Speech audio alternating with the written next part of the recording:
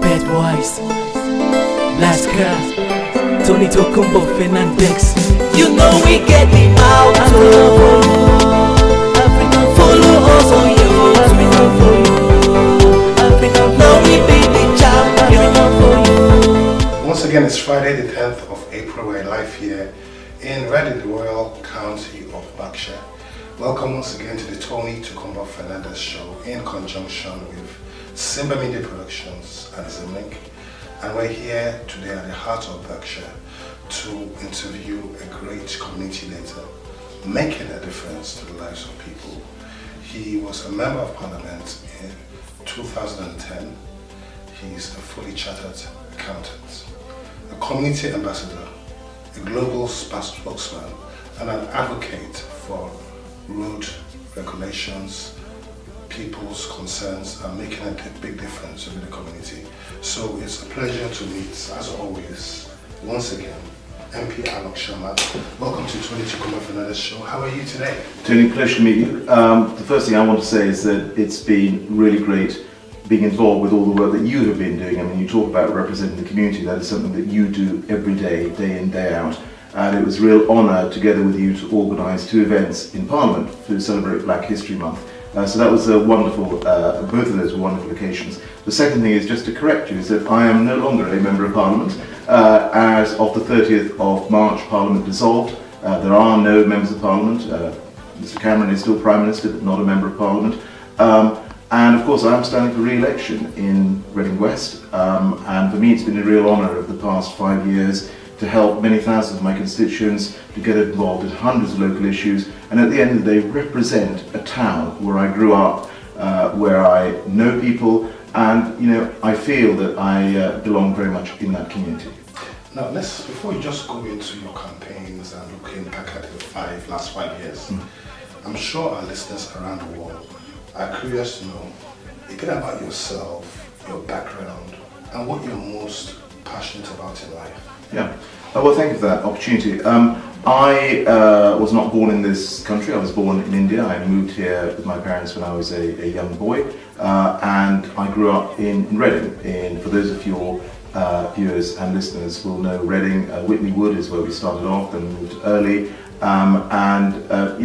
Reading is absolutely my home. I am to the core Reading. And so when I had an opportunity to stand for the Conservative Party in 2006, I grabbed it with all the opportunity that it offered, and was elected, as you said, in 2010.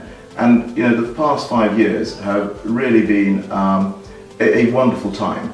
And I've got to know communities and brilliant individuals, and work with charities and churches and so many people to try and make a difference locally. Now, what are the things that I care most about? Well, one of the things that I'm very passionate about is education, and as a result of the work that I've done together with local school groups and parents groups, we've got more school places here, more government funding for our schools. The other thing that I'm really passionate about is helping businesses. At the end of the day, having a strong economy is what then helps us deliver great public services. And I'm really keen to champion, as much as I can, small businesses particularly. So I've run export seminars, we've had businesses come up to Parliament, and again trying to make a difference, to make sure that we have a town which is thriving, and actually there are policies in government coming forward with lower taxes, lower jobs taxes, actually encouraging investment locally. And the final thing I would say is to do with infrastructure. The reality is that when my family and I first moved to Reading 40 odd years ago, it was a smaller town. We didn't have as much expansion as we do now, and I'm really proud of what Reading has achieved as a town over 40 years. But of course, with growth and success, you also have the issues that come with it in terms of wanting to provide more housing, more infrastructure. And if you look around Reading, it's a thriving town, huge amount of money, government money being spent on local railway stations, Reading stations. We've got Crossrail coming here. There's a whole bunch of road schemes that I've been involved in where we've had investment from government. And I think those are things that matter to people. A lot of the time as politicians, we talk in abstract numbers. Actually, what's really important is to get to the heart of what matters to individuals. And that is, are they feeling more secure in their jobs? Will their kids get a school place at the school that they want?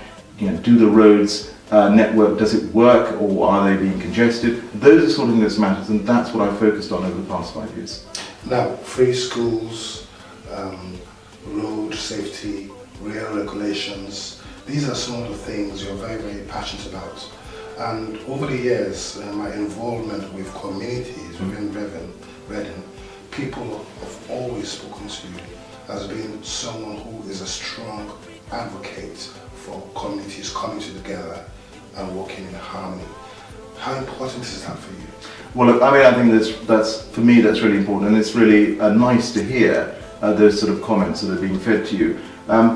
Yeah, I'm from an ethnic minority background, I'm from an immigrant background, and if you look at Reading, I think it is a diverse town, and I think we benefit from that diversity where we have people from across the world who've chosen to make Reading their home. They are first and foremost British, but of course they celebrate their background, their heritage and culture, and that's something that we can all join in. I think the reason that Reading is so successful is because all the people who have decided to settle here, to move from abroad and make this town their home, have integrated completely into the mainstream of society here. And I think that is a really important lesson for all of us. It doesn't matter where we come from, we play in the mainstream, absolutely we respect our cultures, we celebrate that, and we make sure our kids don't forget where their grandfathers and grandmothers came from. But at the end of the day, we play in the mainstream, and I think that's exactly what we do in Reading. Now, May 7th is just around the corner, just a few weeks away. What are your expectations, and what would you like to see work better and then put into place if you're voted into office again? Yeah. Well, I would like to see a majority Conservative government. I want David Cameron to continue as Prime Minister, and I want us to have an opportunity as a majority party to bring about further changes, positive changes for this country. I mean, look, I think this country's best days are absolutely ahead of it. If you look at Reading, it's an incredibly aspirational town. Particularly you look at people from ethnic minority communities here. I mean, incredibly aspirational. People setting up businesses, really making a difference. And I think that's the kind of nation and that's the kind of town that we want to see going forward. So, as I said, obviously it's up to the voters in Reading West who they vote for. I hope they vote for me. I have a record over 5 years of having worked with many people locally, and I will be judged on that. As a government, we have a 5-year record of what we have achieved, and we will be judged on that. And what I would say to everyone who is listening and watching this is that at the end of the day, the decision they have to make is whether they believe the current team, led by David Cameron and George Osborne, are the right team to deliver and continue to deliver a strong economy, or do they think somebody else can do that? When we got into power in 2010, we inherited a huge financial mess. We had a record budget deficit. Actually, as a country, we were literally peering over the abyss when it came to our finances. And over those 5 years, the deficit has been cut by half as a percentage of our gross domestic product. We've got the highest growth of any economy in Europe, much higher than France, higher even than Germany, which people always use as a benchmark. And unemployment is at a record low. 2 million more people now have jobs than they did at the start of 2010. And all those sort of things are incredibly important. Businesses invest. The reason businesses invest in Reading and towns like Reading is because they are confident right now about the future. And so I would say to people is please think very carefully. Do you think that anybody else can continue to deliver the economic recovery, or do you think you're in safe hands with David Cameron and George Osborne? And obviously, I think we are, and I would like people to vote Conservative. Okay. Jobs is another area which I know you're very, very passionate about. And over the last few years, even jobs in the Reading area has been so much improvement. And Reading is very, very significant also in the IT and finance sector. I mean, the headquarters of Microsoft in Europe is in Reading. And Reading is a seat of financial and IT seat, very, very strong. What else would you like to see work better in terms of job placements in Reading, considering there are so many nice constructions being built in Reading right now and gateways into the country? You're absolutely right. Reading has become an absolute beacon when it comes to IT and many other sectors. Financial services, you say as well. We've got people like Prudential here. But what I want to see, and the part that I can play, is try and attract more of these companies to come and set up. As you said, there's a lot of office space going up. We obviously want to fill that office space with lots of people creating more jobs. But I think one of the issues for us as an economy nationally as well is that whilst in a place like Reading we have got unemployment is, I think, 1.6%, so below 2%, effectively going towards full employment.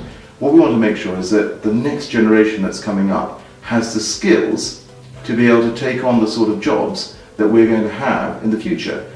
So the past 5 years we've had an extra 2 million apprenticeships, proper apprenticeships, so you get the right level of training, and actually you're being trained, you study and you earn at the same time, and preparing you for the world of work. And I think what we don't need to be doing, and I think that's what we've done over the past 5 years, and we want to do more of it, actually invest in education, invest in training, and that obviously has to happen both locally and at a national level.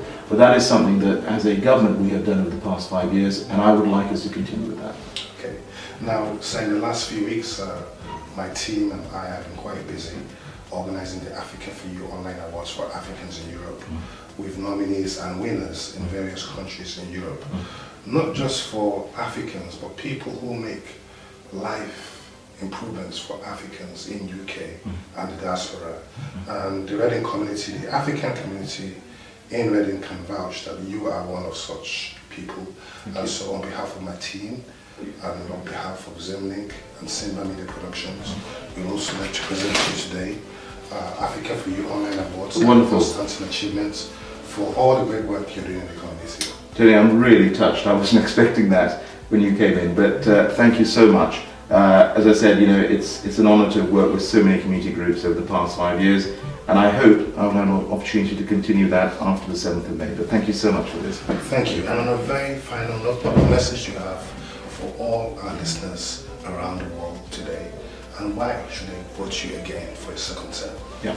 Well, what I would say is that you have to judge people on their record. I have a local record of having worked with many of my constituents and many fantastic individuals in community groups, and I hope that will make a difference. And you have to judge us obviously on the record of the government. I have been a Conservative MP for 5 years, and we have had a Conservative-led government.